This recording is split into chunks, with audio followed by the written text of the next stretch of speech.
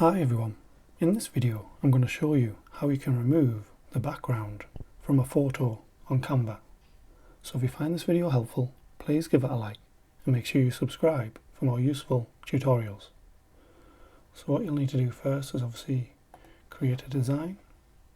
So obviously you can just pick a template or whatever you want to do in here.